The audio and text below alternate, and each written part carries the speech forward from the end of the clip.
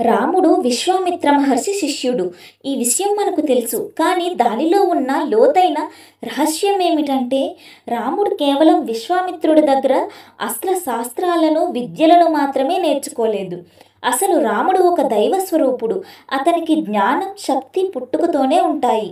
కానీ దేవుడు అయినప్పటికీ ఆయన మానవుడిగా అవతరించి ఒక గురువు దగ్గర శిష్యుడిగా ఉండడం వెనుక ఉన్న రహస్యం వినయానికి, గురువుల పట్ల గౌరవానికి ఆయన ఎంత ప్రాధాన్యత ఇస్తారో తెలియజేస్తుంది.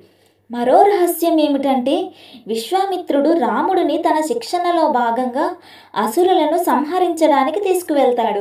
కానీ నిజానికి విశ్వామిత్రుడు రాముడికి మార్గదర్శకుడు మాత్రమే. రాముడు రాక్షసులను సంహరించడం ద్వారా అప్పటి సమాజంలో చెడుపై మంచి విజయం సాధిస్తుందని నిరూపించాడు. తద్వారా రాముడి గొప్పతనాన్ని, శక్తిని ప్రపంచానికి తెలియజేయడమే విశ్వామిత్రుడి అసలు ఉద్దేశం. అందుకే రాముడు గురువుల బోధనల విలువలను తన జీవితం ద్వారా ప్రపంచానికి చాటి చెప్పారు. ఇది కేవలం యుద్ధ నైపుణ్యాల గురించి మాత్రమే కాదు, గురువుని గౌరవించడం ద్వారానే ఒక వ్యక్తి ఉన్నత స్థానానికి చేరుకుంటాడని తెలిపే ఒక గొప్ప విషయం.